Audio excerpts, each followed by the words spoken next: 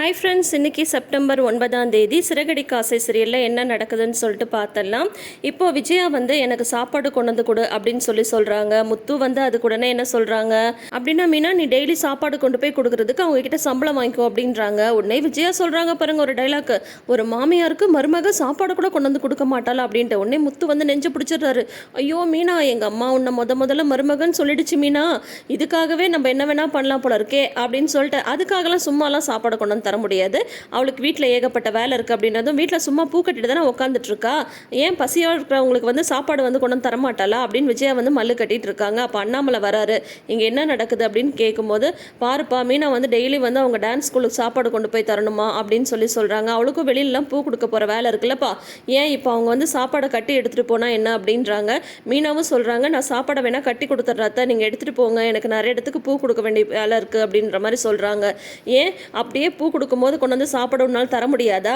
ஏங்க உங்களுக்கே தெரியும்ல, எனக்கு வந்து சூடாக சாப்பிட்டா தான் வந்து கரெக்டாக இருக்கும்னு சொல்லிட்டு ஆறுன சாப்பாடுலாம் எனக்கு வந்து செரிக்காது. வீட்டில் இருக்கிற இவ வந்து சூடாக சாப்பிடுவாளா, நான் வந்து ஆறிப்போட சாப்பாட்டை காலையிலே கட்டி எடுத்துகிட்டு போகணுமா அப்படின்னு சொல்லிட்டு விஜயா வந்து வம்பு பண்ணிட்டு இருக்காங்க. உடனே அண்ணாமலை வந்து சொல்கிறாங்க, இப்போ உனக்கு என்ன மத்தியானம் சாப்பாடு வேணும் அவ்வளோதானே, நான் கொண்டு வந்து தரேன் அப்படின்றாங்க. உடனே மீனாக்கு வந்து மனசு ஒரு மாதிரி ஆயிடுது. நீங்கள் ஏன் மாமா வெயிலில் வந்து அலையிறீங்க, அத்தை நானே உங்களுக்கு சாப்பாடை கொண்டாந்து தரேன் அப்படின்னதும் அது அப்படின்னு சொல்கிறாங்க. விட்டா வெயில் இவரை வந்து அலைய வைப்ப போல இருக்கு, உங்கள் அப்பா வெயில் அலைஞ்சா எனக்கு வந்து தாங்குமா அப்படின்லாம் விஜயா வந்து டைலாக் வர்றாங்க. அப்பா என்னப்பா திடீர்னு உண்மையில இவ்வளோ அக்கறை அப்படின்றாங்க.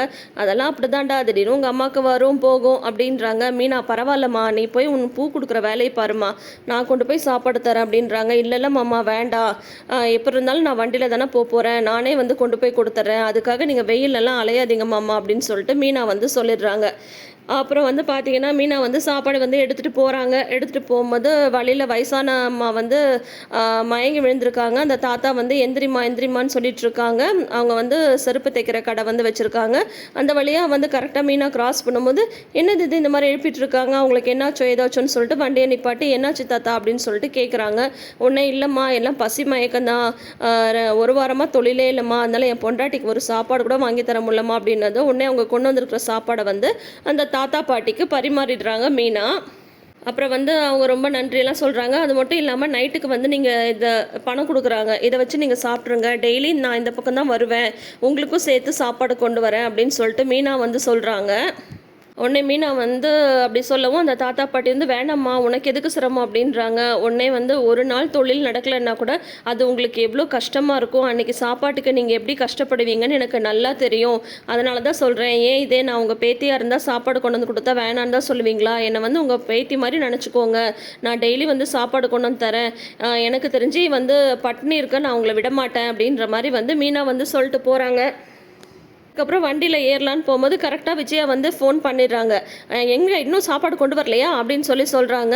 அதோ கொண்டு வந்துட்டே இருக்கத்த அப்படின்னு சொல்லிட்டு மீனா வந்து சொல்கிறாங்க. ஆல்ரெடி ப்ரமோவில் வந்து நம்ம பார்த்துருப்போம் இல்லையா, அவங்க வந்து பிரியாணி வாங்கிட்டு கொண்டு போய் கொடுக்குற மாதிரி.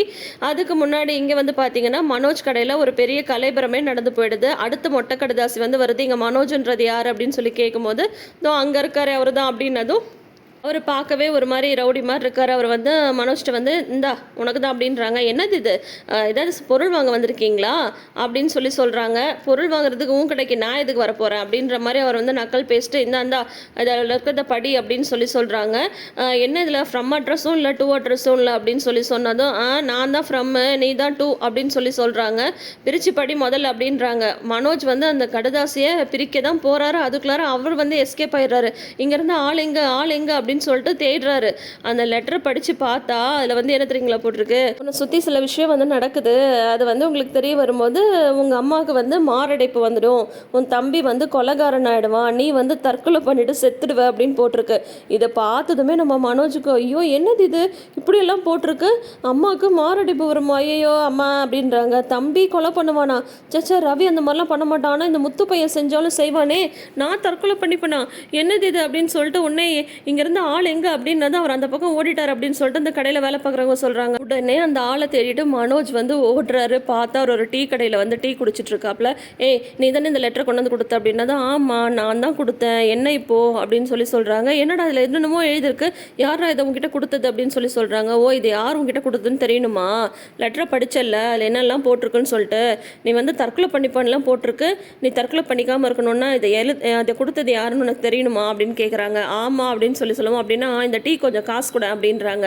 அப்புறம் அந்த டீ கடை காசு கொடுக்கலாம் அப்படின்னு பார்க்கும்போது 80 ரூபான்றாங்க. என்னது ஒரு டீ 80 ரூபாய் அப்படின்றாங்க. அதோட வந்து அவர் சிகரெட்டு பிஸ்கெட்டு இதெல்லாம் வாங்கினாங்க அப்படின்றாங்க. இவர் காசு கொடுத்துட்டு திரும்பி பார்த்தா மறுபடியும் அந்த ஆள் வந்து எஸ்கேப் ஆயிடுறாரு. ஐயோ, இங்கேருந்து எங்கெங்க அப்படின்னு சொல்கிறாங்க. யார் சார் நீங்கள்? அவனை ஏன் தேடுறீங்க? அவனை தேடுறீங்கன்னா உங்களுக்கு நேரம் சரியில்லைன்னு தானே அர்த்தம் அப்படின்னது. ஆமாங்க, என்கிட்ட வந்து ஒரு மொட்டை கடுதாசி வந்து கொடுத்துட்டு போனா என்னோட ஷோரூமுக்கு வந்து அப்படின்றாங்க. ஓஹோ, நீங்கள் ஷோரூம் எல்லாம் வச்சுருக்கீங்களா? அப்படின்னா நீங்கள் கொஞ்சம் உஷாராக தாங்க இருக்கணும், அவன் பயங்கரமான ஆள் அப்படின்னு சொல்லிட்டு அவங்க வேற கொளுத்தி போட மனோஜ்க்கு வந்து பீதியில் கதி கலங்கி போயிடுது. இந்த ஒரு கலாட்டாவே பார்த்தீங்கன்னா இன்றைக்கி எபிசோடை வந்து பாதி நேரம் வந்து எடுத்துருது. அதுக்கப்புறம் பார்த்தீங்கன்னா விஜயாவோட டான்ஸ் ஸ்கூலில் அந்த காதல் புறாக்கள் வந்து ஒருத்தரை பார்த்துக்கிட்டு டான்ஸ் ஆடிட்டுருக்காங்க. விஜயா வந்து தைய தக்க தை அப்படின்னு சொல்லிட்டு அவங்க வந்து டான்ஸ் சொல்லி கொடுத்துட்ருக்க. பார்வதி வந்து அதை பார்த்து ரசிக்க, ஆஹா ஒரே கூத்தாக தான் போயிட்டுருக்கு. அதுக்கப்புறம் வந்து இப்படி தான் முத்திர வைக்கணும் அப்படின்ற மாதிரிலாம் விஜயா வந்து சொல்லி கொடுக்குறாங்க. அந்த தீபன் பையன் தான் அந்த காதல் புறா இப்படி வந்து அந்த பொண்ணை பார்த்துட்டே டான்ஸ் ஆடிட்டுருக்காப்புல. ஏன் பண்ணி அந்த பக்கமே பார்த்துட்ருக்க, நேராக பார்த்து ஆடு அப்படின்னதும் அது என்னவோ தெரியலைங்க, என் தலை வந்து இப்படியே திரும்பியிருக்கு அப்படின்னு சொல்லிட்டு சொல்கிறாங்க. உடனே வந்துட்டு அந்த பொண்ணு தான் இருக்கிறதுலே கரெக்டாக ஆடுறா, ரதி தான், நீ வந்து முன்னாடி நின்று டான்ஸ் ஆடுமா அப்படின்னு சொல்ல அந்த பையன் ஒரு டைப்பாக அந்த பொண்ணை பார்த்து சிரிச்சிட்டே டான்ஸ் ஆடுறாங்க. இதை வந்து பார்வதி வந்து கவனிச்சிடுறாங்க. எல்லாரும் ரதியை பார்த்து டான்ஸ் ஆடுங்கன்னு சொன்னதே ஒன்று அந்த பையன் சொல்கிறாப்புல, நான் வந்ததே அதுக்கு தானே அப்படின்றாங்க. என்னப்பா இப்படி சொல்கிற அப்படின்னதும், இல்லை நான் வந்ததே வந்து டான்ஸ் கற்றுக்க தானே, அதை சொன்ன மாஸ்டர் அப்படின்றாங்க. உடனே வந்து பார்வதி வந்து கவனிச்சுட்டு, இவன் பேசுகிறது இவன் பார்க்குறது எதுவுமே சரியில்லையே அப்படின்ற மாதிரி பார்வதிக்கு வந்து நல்ல வேலையாக தோண ஆரம்பிச்சிடுது.